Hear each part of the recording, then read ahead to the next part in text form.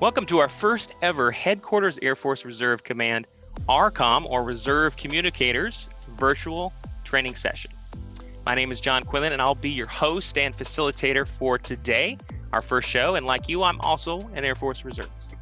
Today, for our first guest, we are chatting with the Deputy Commandant of the Defense Information School, or DINFOS, as our DINFOS trained killers like to call it.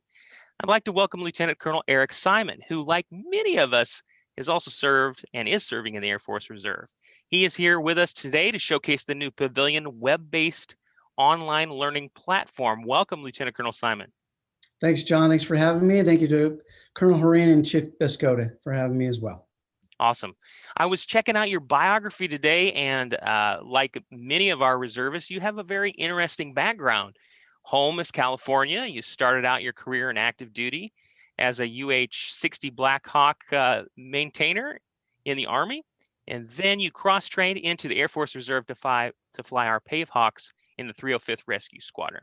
Later, moving back to your home state in California and joined the 4th Combat Camera Squadron at March Air Reserve Base in California.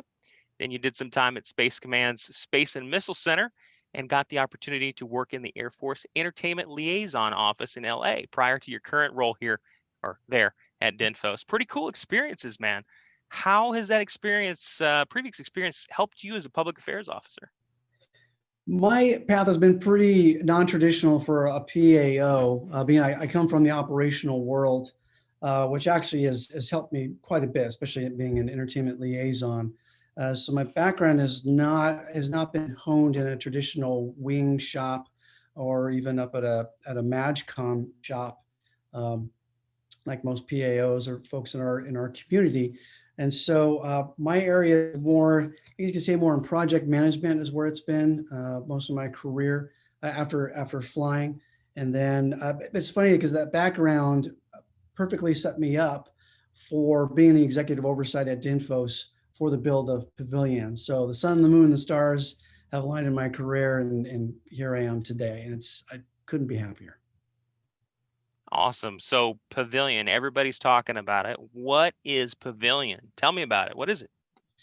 Pavilion is a silver bullet, John. No, actually it's not. It is public affairs, visual information learning, and an online network is what the name stands for. And it really was the brainchild of Colonel Martin Downey, who was our previous commandant. He's now retired. And he wanted us to build an online platform that was really a repository. We don't call it that anymore, but better than just a dumping ground, as some people have kind of cringed when they hear about older platforms and SharePoint, even though SharePoint has come a long way. Something that was dynamic, something that always was kept current and contemporary and just wasn't a parking spot for material to gather dust, if you will. And the time had come, really, the technology was there, the funding was there, thanks to our higher headquarters at DMA. And it took a couple of years to build, because what it is it's really that encyclopedia, that digital encyclopedia that you can pull off the shelf if you need just quick reference. But at the same time, it's also what we call just-in-time learning, where you can go a little bit deeper than just checking up on a quick DI or an AFI or an AR if you're working in the joint world or other regulations. We need something that would help our career field learn kind of that interstitial space in between when you go to the schoolhouse and when you're out there operational. There are those times in between where you might need to sharpen up on something you learned at the schoolhouse 5 years ago that you need to brush up on again. And if you dust off your old material from the schoolhouse, the first thing in your back of your mind is, well, is this current? Am I reading the most recent? And so with Pavilion, it is. We have a team now that curates and manages all the content that's on Pavilion. So it's always going to be current. It's always going to be looked after and maintained. But we had also, and this is really the crux of what we're talking about, some of the biggest people we had in the back of our mind for this, aside from the active duty career field, were our reservists and our guardsmen, but also our civilians, many who never really make it to the schoolhouse, unfortunately. A lot of them come from the PR world. They come into the government side to work PA because they already have a qualification or a skill. They're not sent over to PAQC, which is now called PAX-Q. And so their learning curve may be shallower than most if they can't get to a dedicated course. Right. Yeah. That was one So thing that I did want to highlight, is that this tool is really going to be helpful for our Air Force Reserve communicators and our guardsmen. And that's why we also want to highlight that what you're bringing to the reserve side is going to help us, along with our SharePoint, which I will plug, the Air Force Reserve headquarters SharePoint. We do put a lot of reserve specific stuff out there. it's come a But long way. yeah, but one of the other things that we see, and I wanted to kind of lead you there, was for our reservists, a lot of times in our reserve units, there's one, maybe two people working. So how can this really get them there? How can these checklists and the tools get them there? I know you're going to show it to us here in a little bit, but how is it important for our Air Force reservists? So this is, if you think about it, a lot of people have their knives in their kitchen, that knife block, you slide your knives into, and there's that, what people think is actually a sharpening bar that you pull out. And it actually doesn't sharpen as you, in the normal sense, a knife. It doesn't remove the material. What actually happens in the microscopic level is the metal gets bent on the knife, and that honing bar, you actually straighten the metal back out and keeps it sharp. And that's what Pavilion is. It's not going to be a dedicated course. It's not an LMS. You don't take tests. You don't qualify off of it, although services are looking at adopting it as the material for which they'll do upgrade training. The exams will have to be proctored through the MAGCOM or whoever the career field that wants to develop the tests. But it's really that sharpening that our reservists in between drill weekends can go look at material online, read it at their speed, at their leisure, when they have the time. But also we're trying to make it engaging. So it's not just death by PowerPoint, read a few slides and take a quick check on learning, but it's some of it's short, it's pithy, it's quick to learn. You can absorb it, have, surface level. Other bits are a little bit deeper. A lot of the modules are actually connected, which I'm going to show in a minute on crisis communication. Yeah, well, let's not hold you back there, sir. All right. Why don't you go ahead and show us so we can stop talking and we can actually see it. That's what I want to see. Let's see it. So you can just share your screen there, sir. Screen. Awesome. There it is. I've already got it pulled up. So this is our hero rotator. So I'll just start from top to bottom, orient you guys to it. Obviously, there's our main link here. This will take you at any time you're on the site. You just go up here to the Pavilion P. It'll take you back to the main landing page. This is kind of the central engine of Pavilion. This is our search feature. When we built Pavilion, we built it around the search feature because we knew a lot of people were going to be using this on their mobile devices. And if you're like me and you got really big thumbs and you got fat thumb something, we wanted the search feature to be easy to use and fast. Now the speed's obviously dependent on your connection speed. I'll take down a little bit here, the rotator, the 5 different types of learning content we have in Pavilion right now, and will be for a while, are checklists, a how-to, templates, exercises, these are kind of like little simulations, kind of choose your own adventure, and case studies. Take it down a little bit here. You can explore by subject. These are the 3 we launched the site with: crisis communication, social media, commander's intent. When we were building Pavilion, we surveyed the fleet and field and asked them, when we start Pavilion, when we launch it, what are the 3 big subjects you would like us to have up there that you really need the most? And these are the 3 that they came up with. As we build more compilations, this will probably turn into a rotator and you'll see them on there. Coming down, we divided here by disciplines. So here, not a rotator, but it's really a slider. You click over, just public affairs centric, prepare conducting an interview checklist, interview planning worksheet, COVID-19 response, join the fight. That's obviously more recent to the COVID pandemic. Media kit essentials, I could go on and on. Down to VI, additive and subtractive color models. That's probably a little bit more advanced than your like in the Army, we have what are called UPARs, Unit Public Affairs Representatives. They are folks who do this as a collateral duty.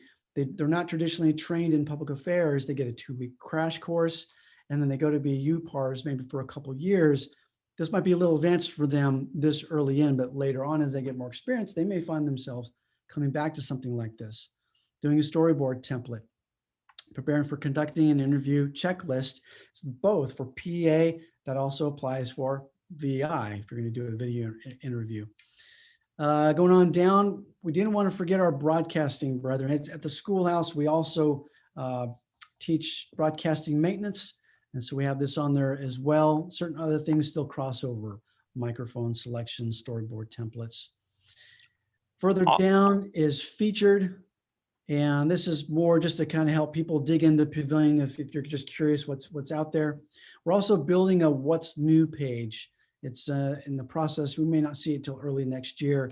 So as people get used to Pavilion, which we hope they will, and they want to know what's new, what's been launched, we push a lot out via social media, but they may not be privy to it or may not have signed up via Facebook. They can just go to our what's new page and see. Now here, I want to point out the blue bar and the white bar here. Need more PAVI support, contact. This is if you need more help via Pavilion. And this one, connect with DINFOS. If you actually want to talk to someone at the schoolhouse, you have a question about our curriculum, about signing up for courses, you want to stop by and visit and do a tour of the schoolhouse, this is where you're going to connect with us. So let me just do a quick search here for you. And one I pick in, because I tested it earlier, it's right here, crisis communication. This is one, John, you and I were talking earlier before the interview, that a lot of shops, unfortunately, skills have atrophied, thankfully, because they haven't had a crisis in a long time. It's one of those things where crisis will come along just when you're not prepared for it. Okay, crisis communication.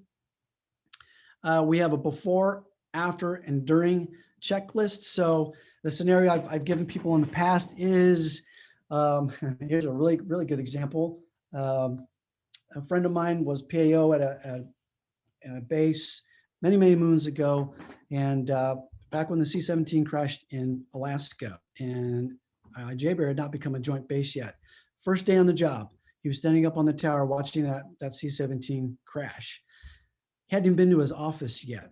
So imagine that happens to you. Unfortunately, let's say you're at an air show, you're brand new to your shop, something happens, some event, you can literally pull out your phone, go to Pavilion, because you can save it on your desktop like I do, and it's right there on the bottom corner of my phone. I tap it, I can type in crisis communication, and I can pull up these checklists. Now, if you're doing this in the midst of a crisis, you're probably a little late, but it's also good if you are planning, you can get your before, during, and after checklists, review it with your shop. You can pull it out, prep it, get it ready for a UTA weekend for some training. And the great thing is when the training's over, people don't have to take mad notes. You can say, it's all up on Pavilion. All you got to do is go back up, search crisis communication. They can pull that material up at any time. And if they have to do it 2-3 years down the road, it's going to be current, contemporary, even more updated from when they had the course maybe a few years ago. So when you search, I already prepped one of the tabs, crisis communication contingency plan template. You click on download. There it is. You've got a Word document. You have a template already downloaded and ready to go for you. And that's just a really quick wave tops. One more feature I want to show before I pass back to you, John, for your next question. Let me get back to the main landing page. If you just want to, if it's your first time going to Pavilion or you've got a little bit of time on your hands and you're not sure what you want to study next, just go up here to the search. Don't even type anything in. Hit the spyglass, and you'll see right there 217 results. That's the total number of content types we have on Pavilion at this moment. That's going to grow over the years, probably into the hundreds, close to the thousands. We don't want to put too much content because you can get lost in it. And you can just scroll down and flip over and load more and just kind of see and get an idea of what's on Pavilion. Keep in mind on the far left, we have a faceted search. So you can just separate it by public affairs, apply. If I'm a PAO, I don't need to look at VI. Apply, watch the little spinning. We'll give it a minute. And what it'll just filter out if you're an X6 or new AFSC and you're fresh out of the schoolhouse and you want to look at what we have for visual information, just check VI, uncheck public affairs, apply all your VI centric. Now it's shrunk down to 114 results. So that's kind of the quick and easy. You see, there's really not much more to the site, and that's the beauty of it. That's how we designed it. Simple, easy to use, and let me see if this will do this for you guys. Oh, it is. I'm watching myself on the big screen over here.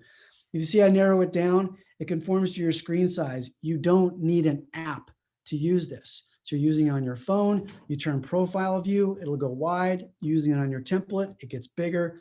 If you're using it on your laptop, you can see even more. So it's built in to the platform for you. So easy peasy.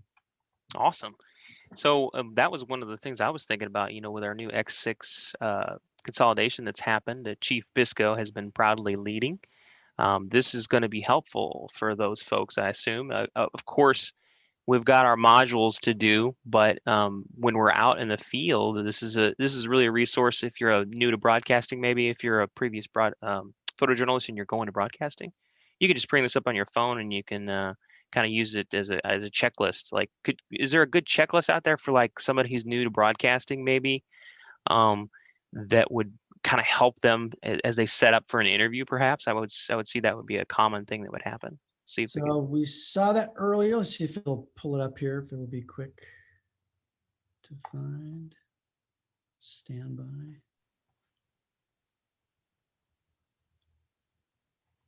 Sorry, our internet's only so fast. There we go. Broadcasting. Let's see if it'll bring up that interview checklist.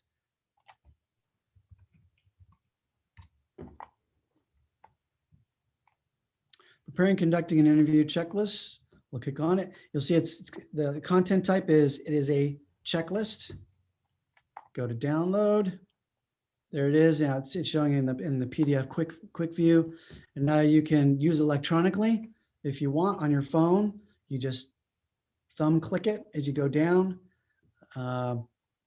Use it, and you can also download it and print a hard copy if you like as well. Yeah, that's cool. So one thing that I know that with this new platform coming on board, you're going to need to make some changes and additions and subtractions. How do you anticipate the future of the Pavilion working out as we go forward? However, the Fleet and Field wants it to. We have what's called a user planning group. So even though DINFOS, it's our site, if you will, we maintain it. We're the curators. It's really built for the operator out in the field. And we didn't want to just build it in a vacuum and based on what we think Fleet and Field wants. We have a user planning group that has representatives from all the services, from the joint community, from also Reserve, National Guard, who are part of this user planning group. And we meet quarterly. We give them, dare I call it, homework assignments. We just give them a little bit of prep work where they go out and they survey their own folks, or they do analysis on where the needs are in their lane. They bring it back to the user planning group and they say for the next quarter, really they help plan out the next year's development cycle, because this is built by contractors. If you know the contracting world, they have to be able to scope it out a year in advance to present their plan to the government. So they bring their subject matter, we rack and stack them based on universal needs across active duty, Reserve, National Guard, and then we prioritize that. So really Fleet and Field gets input to this. So down below, am I still sharing? I am. Yes, you are. If you have an idea that you'd like to contribute, just click on contact us. You can ask us a question. You can get involved. If you want to offer yourself up as a subject matter expert to help develop a learning module down the road, this is where you can contact us or just give us general feedback on how you like the site. If you have an idea to make the site better, we are always open to entertaining that. Keep in mind, to be a subject matter expert, we just can't take anybody out of the blue. They really have to be a recognized expert in the field. A great example is Master Sergeant Jared Denton, who's kind of the social media maven of the Air Force. If he's offered up, he's just well known in that area. So there is vetting that goes on. Also, as the content is developed, it has 3 levels of SME development: level 1, level 2, level 3. Level 1 sees the development from start to finish, and that could take up to 3 months at a time. Level 2 is a secondary review, just to get a second pair of eyes on it from a different perspective. Level 3 tends to be the executive level, senior leaders. If you have a chief out there, an 0506 who looks at it, or maybe a GS15, GS14, they look at it from an executive perspective. Not all subjects get this review. It gets that triple level before it gets signed off and put up on Pavilion. So it's scrubbed by the UPG, the 3 levels of SMEs, then it's put up on Pavilion. So you have the assurance that it's really reliable information. And for when our reservists are activated, or maybe they're on a deployment, which is almost always in the joint environment, this is also a helpful tool for them working in, for the Army, for example, right? Absolutely. Absolutely it is. There's going to be service-specific content. Let me go down here where you can filter per the service. At the moment, we don't have a lot that is service-specific in those veins. It is growing. We're developing what's called the authoring tool. I'm going to pitch this just a little bit. The authoring tool is going to come out probably January, February timeframe. And those SMEs, or maybe the service component PA offices, or the joint community that's going to develop the content. Let's say Gypsy PA down the Joint Enabling Capabilities Command in Norfolk wants to develop something for one of our courses. We give you, it's right now, we think it's going to be a PDF and maybe a different form, and it's kind of like TurboTax. It leads you through, oh, you want to develop a checklist? Here's the PDF for developing that. You fill in the blanks. What's your headline, your subheadline, your content, what imagery do you want to put in it? It leads you through it. Our development team gets it. They plug it into the authoring tool, which is a server-based tool that spits out the HTML5 automatically, just like that. Probably saves upwards of 75% of the development time. There's still curation, there's still SME level reviews, but it speeds up that content development. So now Gypsy can crank out a ton more content, get it up on their service-specific page. You see there's joint here. They can put it up on their joint page. And now we have a logarithmic growth in content rather than a linear. I say this with a caveat. Our development team is still fairly small. The demand signal has grown beyond what our current resourcing can handle. So we're building the authoring tool, but we're probably gonna have to pull the reins back on it until more resourcing opens up and we can help the curation process of all this content development. So it may take another 18 months or so before we see the logarithmic growth, but the ground is being set for it. I like it. I like it. So one of the things for another thing to think about for our reservists is that this is really that top level, basics, getting back to basics kind of stuff that's on this site. And that's really fundamental for our folks out in the field that may be new to the field, or they haven't been at a UTA for like 4 months because of COVID, which is, currently happening. So I really am appreciative of the crisis communication checklist that you have there. I get to go out in the field and inspect some of our units in the reserve, and I've noticed that one of the things that we've noticed is that the crisis communication stuff is something that we need to make sure that we're on top of. Very important. And this just gives us another avenue.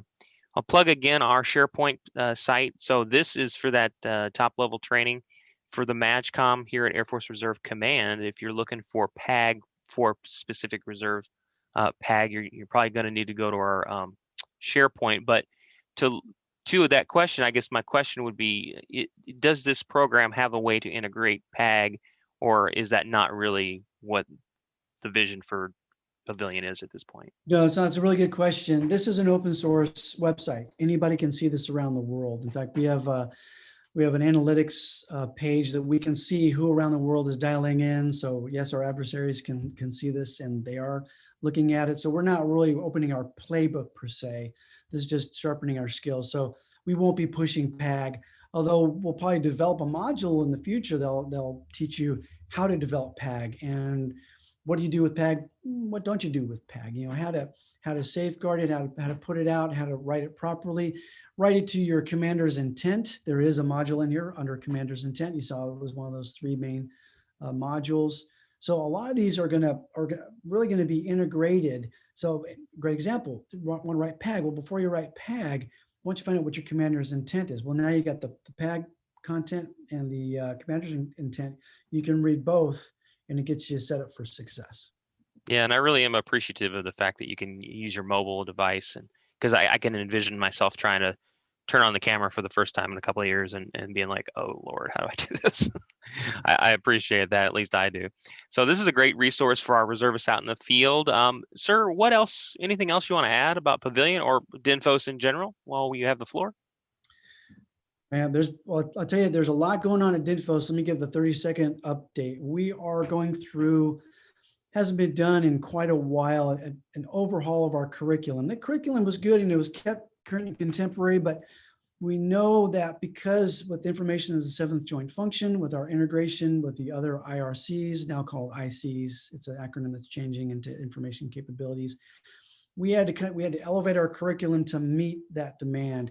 And now we have a competency model that's being developed by all the services that focuses on basic communication skills, strategic thinking, which is new, research, planning, and analysis, that's fairly new, but also information as an operational art, which the joint concept for operations in an information environment talks about.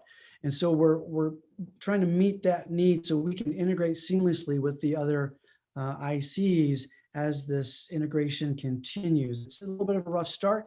We're trying to develop proponency so that we have the resourcing available to train folks and get at the table, at the joint planning table. So the schoolhouse is retooling curriculum for that. It's probably be done in the next year or so. We've already done our enlisted courses into one, the Mass Communication Foundations course, our officer and senior enlisted course, which was PAQC, is now PAXQ, Public Affairs and Communication Strategy Qualification course. And currently we're working on our intermediate courses. Down the road, you're going to see a few that are going to be consolidated into maybe take several and consolidate them down into three, a managerial and a technical track as well. So a lot going on. And we're also trying to lean more on distance learning as well to get the knowledge out there without people having to come to the schoolhouse. Okay, great. Thanks for that. Appreciate that. I love DINFOS, and I know all of our DINFOS trained killers. We have a lot in the Air Force Reserve. I appreciate that. So again, sir, thank you for coming. And this is our first Air Force Reserve Command Public Affairs training session. We have Master Sergeant Stephen Chester actually came up with the term RCOM, which we thought was kind of cool. I don't know what the field thinks, if they think it's cool or not, but I think it's kind of cool. RCOM, Reserve Communicators, that's kind of where we're going with our theme. And as the PAC team dissolves for consolidation, our RCOM, our Reserve Communication Training Team, is going to take over some of that training so that we can finish the consolidation for our Air Force reservists. Do you have any words of advice for us as we continue down that road of consolidation? Currently, for Pavilion specific, as you see a need for, if there's training that needs to be done, whether across our Air Force Reserve career field or even the joint force, contact us and let us know, hey, we need this done. Specifically for service specific, because we're going to develop that authoring tool, specifically your office could take that, and as consolidation continues and integration, you can develop learning modules that help walk people through that. It goes back to what I was talking earlier. You do the training, you do it online, you introduce people to the content, and then it's parked right there on Pavilion. Everything is centralized. You don't have to search, well, was that on CVR, was that on Google's, or was that on SharePoint, or was that on the shared drive? It's all on Pavilion, all centralized and easy to find. Well, thanks again, sir. And then for everyone who's maybe watching, this is our first session. So we'll be taking feedback on what sessions you want to see next.